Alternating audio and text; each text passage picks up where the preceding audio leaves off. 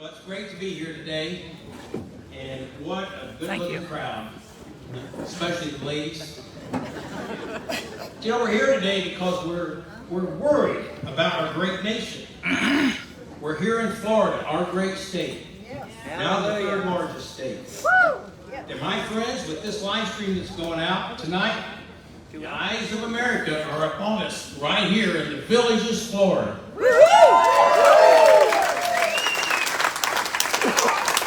Now, people are asking if the Republican Party is up to this challenge in 2022. They're watching just to see what we're made of. They wonder if we have the passion and the commitment to keep Florida red. Oh, we do. So it's time to put our game faces on and get America back on track in 2022. Now, as I look out over this crowd, and I was listening earlier today, I'm sensing some things. I'm sensing some attitude. Yeah, some serious attitude. And I'm just curious, are there any gun owners here today? Are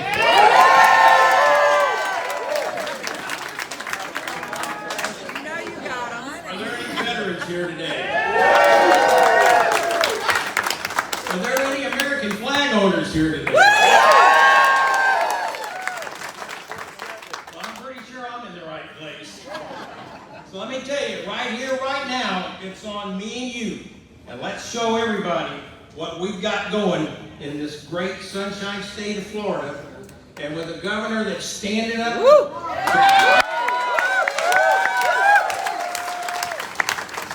we're going to get the rightful president back in the White House,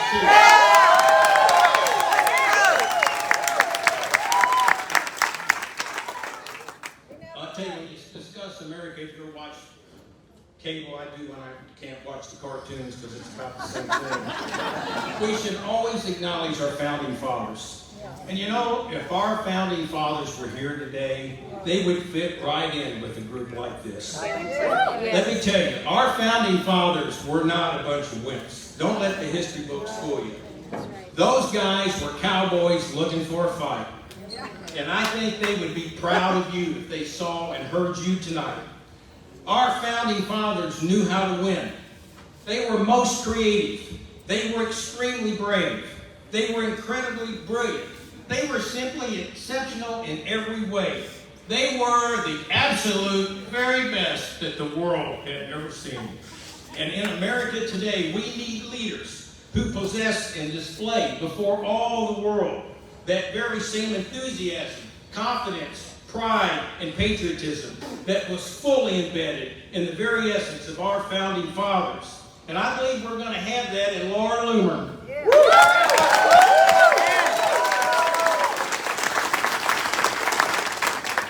You know, our founding fathers had a possession of extraordinary power, built on their conviction of belief, confidence, and courage that permeates to everyone, that we are going to win.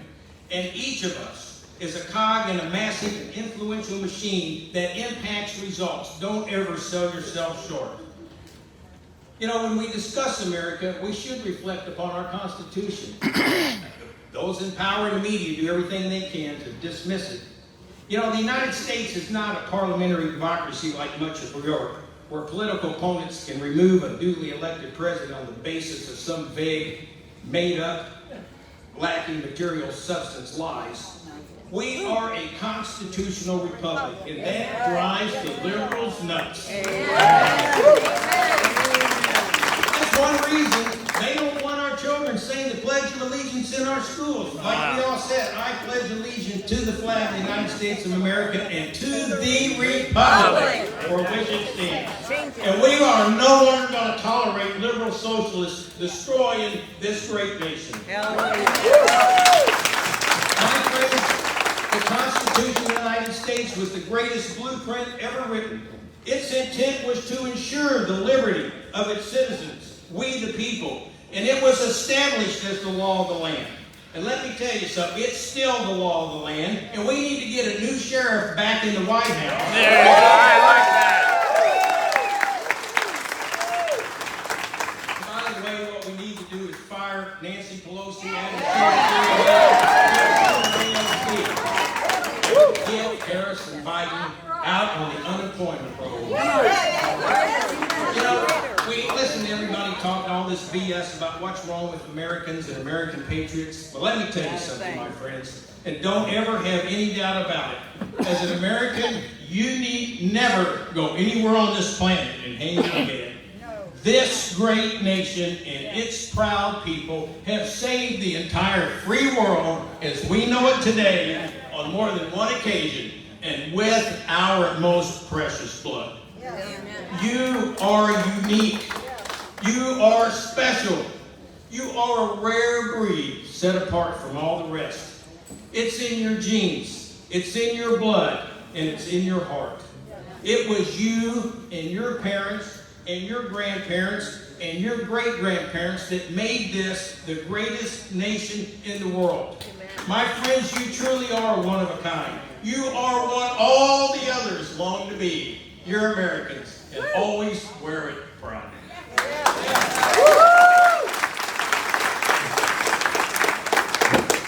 Let us never forget that America was established as a nation under God, and we have the left saying, well, what does that mean exactly? And there's those that are determined to take God out of America.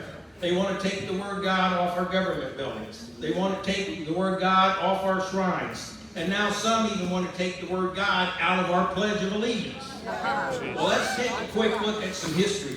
America's official history concerning this. In 1864, the U.S. government started stamping the words, "In God We Trust," on our currency. In 1954, my lifetime, and 2 or 3 of you, some of the words "under God" were indeed added to our nation's Pledge of Allegiance by an act of Congress. And these words are still in the statutes today under U.S. Code Title IV, Chapter 1. And in 1956, during the Cold War, America wanted to clearly distinguish ourselves from the state of atheism of the Soviet Union. So the 84th U.S. Congress, in a joint resolution, declared "In God We Trust" to be the official motto of the United States of America. And on July 30th, 1956, President Dwight Eisenhower signed it into law, and it's still there.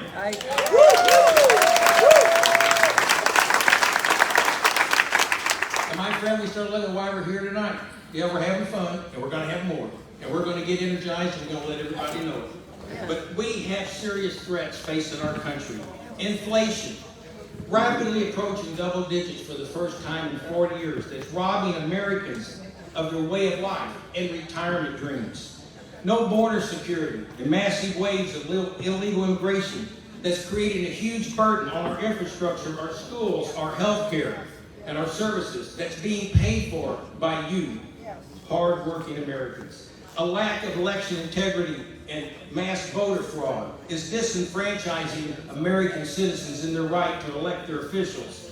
A suppression of freedom of speech by big tech and the federal government. Disinformation of the facts and suppression of the truth by big screen media. We desperately need to restore law and order in our cities and on our streets. And we need a fair and just judicial system that holds government officials accountable. And come on, Mr. Durham, bring this home.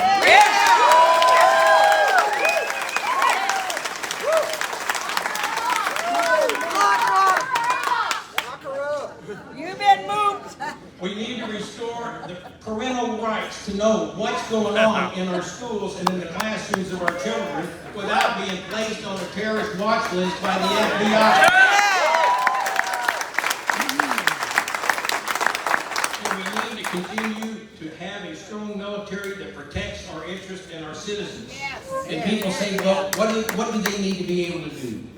Well, we need a military policy, first of all, that represents our soldiers, because they are the very best of who and what we are as a nation and people. We need to maintain the absolute best military in the world and fulfill all commitments to our veterans and their families. And our fine, proud military should only be used as a last resort. Only after all other options have been exhausted. Only after a clear and present danger to U.S. national security has been confirmed, and only after the instrument force is the only option left in the toolbox, and only after a complete and accurate analysis of the enemy. Who are they? Where are they? What do they got? How do they use it? What's its strengths? What will we see? And then we need to have a clear in-state vision of what this victory will look like, with well-defined military objectives so the commanders and the troops know their job, and establish rules of engagement that take away what has been the past unfair enemy advantages against our guys. Amen. And then we establish what we like to call, or at least used to, General, a force package. But we want this to bear overwhelming force. We don't want any close games. We want to integrate all assets and resources of national power into a fully joint operation that dominates the entire battle space at all levels, strategic, operationally, and tactically, in all environments, land, sea, air, and cyber. We keep our troops under the command of American leaders, let them shape the battlefield, command the combat tempo, and dictate the outcome, and complete the victory with swift and thorough action. And then we get the troops out, but we protect that victory with a well-designed exit strategy, unlike what we saw in Afghanistan, where we just turned And here at home, we must protect the rights and interests of our troops and their families, and no home foreclosures for these heroes that are out putting their name and their face and their bodies on the line for us. So I gotta ask, why would you support Laura Loomer for Congress? So we talked. I asked hard questions, didn't I, Laura? For 2 hours. So we always hear this phrase, this is the most important election of our life. Folks, I think we all know this time it is. This is for the whole banana. Well, for all those reasons I laid out about our national threats, just one reason I went through them, I truly believe this election will impact our country, our lives, and our future generations. And it takes more than just an R behind your name on a ballot to be the right fit for America. We need the right Republicans elected, and that starts in the primary.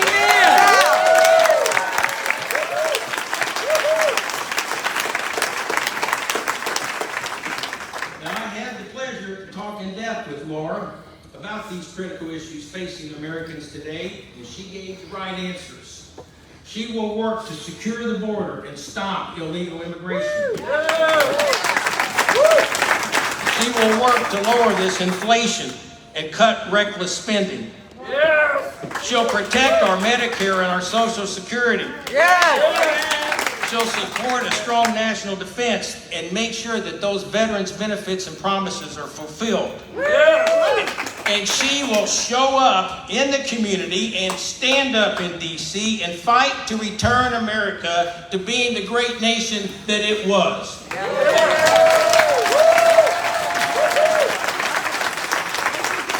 And unlike her opponent, Daniel Webster, she would have voted to support President Trump in that phony impeachment. So for these reasons, I'm proud to endorse Laura Loomer for U.S. Congress.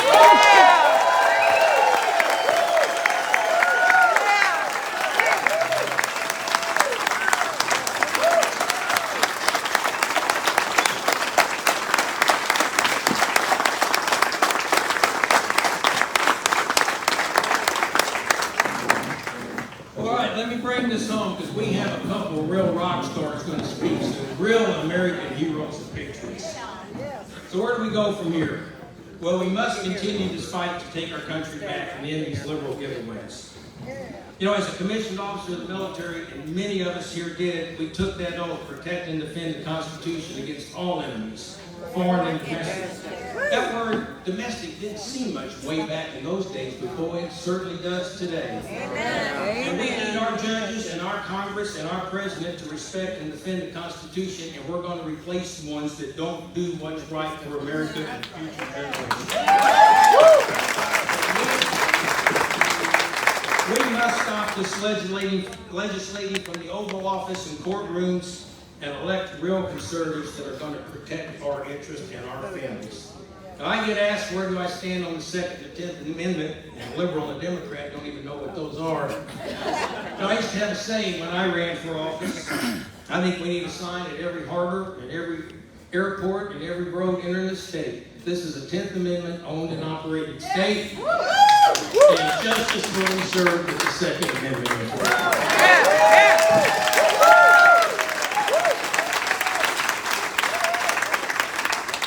My friends, whenever you hear negative talk about America, just remember, you have a phenomenal heritage. You share a birthright like no other, a right, a possession, and a privilege that's coveted by so many, oh, so many all around the world. And the next time you're somewhere and you hear all this BS and you feel that doubt or uncertainty starting to set in, just remember this. You are never in this alone. You are surrounded by a heritage that will never surrender. Look around you now. You are part of a breed that will never taste defeat. You're an American. My fellow Americans, we are a community of American patriots. We are aligned and connected together by common bonds and shared values, and we need not stand alone. Let us stand together, proud, brave, and strong, as our heritage demands, to our families, to each other, and our nations, a republic unlike any the world has ever seen. And let us proclaim our divine destiny as one nation under God, indivisible, and liberty with justice for all. And my friends, for those that don't believe freedom has to be fought for and protected, I like to refer to former President Reagan. Freedom is never more than one generation of institutions. We didn't pass it to our children in the bloodstream, and it must be fought for, protected, and handed on for them to do the same.